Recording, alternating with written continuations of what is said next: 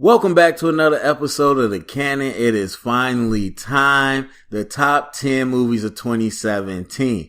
Back in June, I did the mid-year. Now it's time for my final list. So there's a few disclaimers before we get the party started. Number one, most importantly, this is my list. It's my favorite movies of 2017 in the order which I like them. So it's not going to match your list. It shouldn't match your list. We have different tastes. This is my thing. I would love to hear your list, but if you're going to be negative, please just save your energy. Number two, you're going to see some metrics and data on here from different sites. All I did was use simple math to put it on a scale of 100, so it's all standard. And last disclaimer, I haven't seen every movie, of course, and there's a number of Oscar buzz movies that haven't released wide in my city, so they won't pop up here, so don't be mad at that. Anyway, let's get started with my first honorable mention, and that is Dunkirk from Christopher Nolan. This movie is an absolute experience. If you saw it in IMAX, you know exactly what I'm talking about, where you really felt like you were put into this movie. There's not a lot about the characters, more about the situation and the surroundings. And it's a groundbreaking movie with groundbreaking effects that we haven't seen before. Speaking of groundbreaking immersive movie, Detroit by Captain Bigelow. This was the retelling of a situation that happened in real life in Detroit. But I tell you people, this is probably the best horror movie of the year. The way they put you in this situation, how they make you feel uncomfortable, how they make you feel suffocated and really scared for what's going to happen with all these racial tensions between cops and whatnot. It is absolutely mind-blowing. It's something I don't want to ever watch again, but an amazing accomplishment. Then we got Wind River. Another, and I tell you, these submersive movies this year. Wind River, you watch this movie, you feel like you're there. You feel like you're trapped in the middle of nowhere. You feel like you're freezing. You feel like there's just endless amount of snow. But on top of that, we got great performances by Jeremy Renner and Elizabeth Olsen. It tells something that really needs to be talked about, and that is the state of the Native Americans and these places where they live that are underfunded, under-resourced. So it has something to say, but it's done in a really entertaining way that really sucks you into this story. And then lastly, A Monster Calls. This was on my top 10 all year, and I fought tooth and nail to put it on my top 10. I wanted to cheat and make it a tie, but at the end of the day, I didn't. But that doesn't take away from how great this movie is. You have an absolutely heartbreaking, heart-wrenching story that will bring you to tears, and is done in a very creative way when we have this monster voiced by Liam Neeson coming into the picture to help this young boy make his way through a very tough time in his life.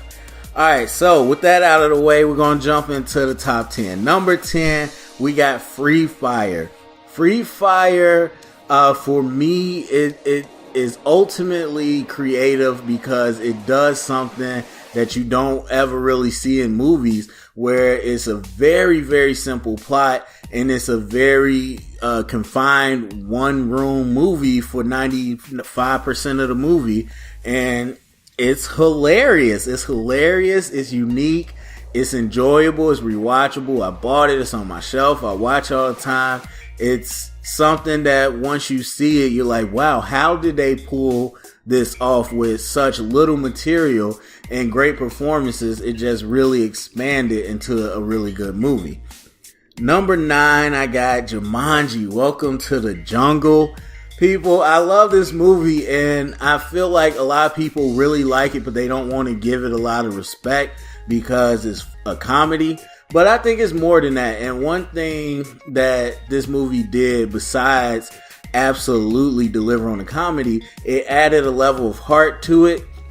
It really asked the question about, bravery and what does it mean to, fight when your back is up against the wall. And so you had this whole body swap, Breakfast Club, everything, all these elements. But at the end of the day, I think Jumanji just was extremely well made.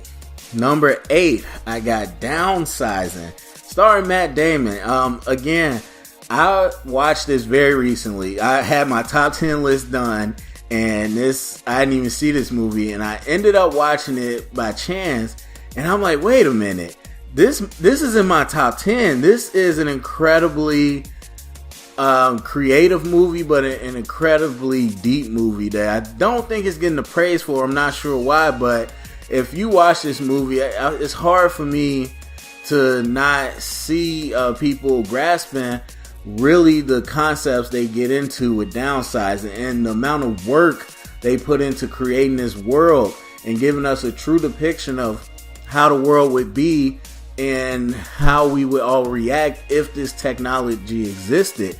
And so we get the tiny world is really creative, but then we get something a little more than that, and it's extremely diverse. The one thing I would say about this movie for people is that if we talk so much about inclusion, diversity, representation, without hitting you over the head, without even talking about it, this movie has so many cultures, authentic cultures in this movie, and it was great to see that. Number 7, Guardians of the Galaxy Volume 2. I know I'm not in the majority with this, and that's fine. Guardians was good to me, but I like Volume 2 a lot better. And the reason I like it a lot better is because it didn't give you the same old. While I liked Guardians, most people loved it in the comedy, so it was easy to just do that again. But what Guardians did was it added a whole new layer element to it that you weren't expecting. You had great music.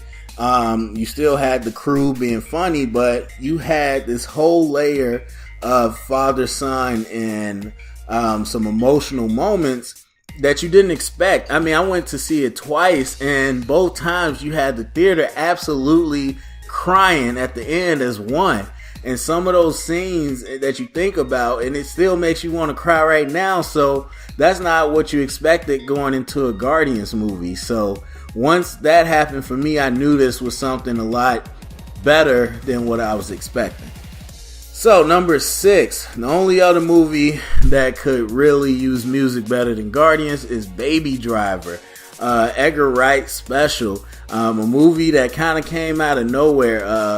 Edgar Wright, we know, has his own style and flair, but man, this movie hits on a lot of different things. It's super stylistic. It's cool with robberies and car chases, but then you add in this whole level of music that's used perfectly in this movie as a character, and top that with great performances from the ensemble. You got John Hamm, who absolutely delivers, Kevin Spacey doing his thing, but Jamie Foxx steals the show, and Lily James, I can never forget her in this movie. I thought everybody did a great job in it, and it's just really enjoyable to rewatch. Number 5, I got Pixar's Coco. Man, what can you say about Coco? A movie I was not expecting to like this much at all. And they did some really groundbreaking things with the graphics, but this is more so about Pixar and Disney really understanding how to represent someone's culture the correct way with respect, and they've always done this, but I think they take it to a new level with Coco, and just to see them depict Mexico and the land of the dead and really have people who aren't familiar with the culture have a way to engage with it, but people that are in this culture, they look at it and agree, like, yes, this is very authentic to me, and the story is just absolutely gripping with the themes of family and some tough questions that aren't really easy to answer, because when you start out, it's like, hey, this kid wants to live his dream and his family doesn't want him to. Well, the answer, of course, is he's right and they're wrong. Well, it's not that simple. There's more to it than just living out your dream, and there's more to it than just being selfish. And that's not a theme we see a lot in these movies. It's usually all about following your heart, but this is more about really respecting the family. So number 4, probably could have been top 3 easily, The Big Sick. Holy crap, the best romantic comedy you've ever seen in your life. The Big Sick came literally out of nowhere. Like, I heard once it came out, I heard how great it was, but I didn't even know they were making this. And then it wasn't even until after the movie that I realized that it was the real story of Kumail and his wife. And so that just absolutely blew it out the water for me. I thought it was just real cool for them both to write this movie, and then him to star in it. But the actual execution of it was amazing. When you have some of the truest laughs in a movie, with also some of the truest tears in the movie, you know you got a great movie. Holly Hunter, Ray Romano, they brought it. Kumail brought it. His whole family, people or the actors that played his family, they were hilarious. Just everything about this movie worked for me. It hit all the the drama, the emotion, the themes, the comedy.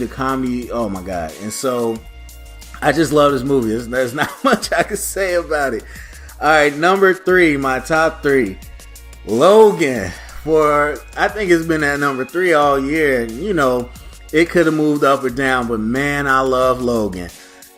And as much as I love The Big Sick, I would say that Logan just has that legacy with it, that it tied a bow on Hugh Jackman's run as Wolverine, and they did it in such an impressive and respectful and appropriate way that you never thought they would do. After seeing Wolverine Origins, there was no world where I could imagine them making a movie like Logan. But they did. They really got to the heart of the character, and they went with a distinct style, this really rated R, gritty, Western type movie. And it delivers in the way they set up the world, but the performances. Hugh Jackman as Wolverine never been this good. Patrick Stewart taking Professor X to a completely different level and type of character. And then this young girl, Daphne King, just being an absolute revelation. Like, for a young actress to do it without talking much and having to do a lot of action, she was absolutely amazing. And everything about Logan is just really powerful. Number 2, Blade Runner 2049 by Denis Villeneuve, Ryan Gosling, Jared Leto, Harrison Ford, all the crew. Let me tell you, it was splitting hairs putting this at 2 instead of 1.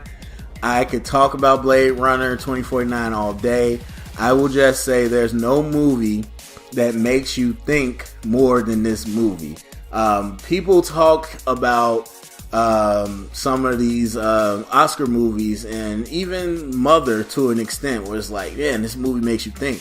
Nothing makes you think like Blade Runner. If you really sit down and just think about all the themes they put in here and the symbolism, and that's not even counting how beautiful the movie looks and Ryan Gosling's great performance. Just talking about what the movie has to say and the question it poses, that alone makes this movie top 5. But then you throw in the amazing technical aspects of it, you throw in the great performances, and it's just it's an amazing package. And then finally, my number 1 movie of 2017. It's been my number 1 all of 2017, and that is Gifted, starring Chris Evans. I already know people haven't seen it, but you gotta do it. You gotta do yourself the favor, at least check it out. For me, this is the most well-rounded movie I've ever seen. When you talk about real laughs, when you talk about like really heart-wrenching tears, when you talk about great performances, when you talk about an excellent story, when you talk about everything you could put into a movie, having the heart that this movie does, I don't think there's a comparison. And so I just love so much about this movie.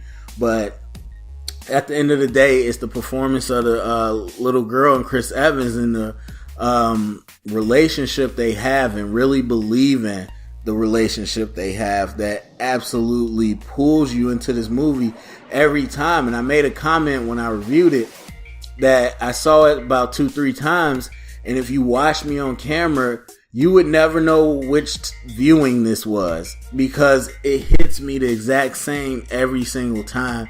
And it's just an absolute enjoyable movie to watch. So that's my top 10 list of 2017. It's been a great year from film. Man, there's so many good movies we had this year. But this movie, as you can see with all the data and all this, dude, this year proves that movies are subjective, people. Like, my opinion is not going to be the same across the board as everybody else's, not as yours. And I'm celebrating that. I don't care. Like, I'm not going to get mad we disagree. I'm celebrating that we can have so many different grades on all these different movies. And I want to hear your top 10 list. So go to the comment section, post your list, react to my list, all that good stuff. Thumbs up, subscribe. And if you heard it here, it's official canon. I'm looking forward to 2018.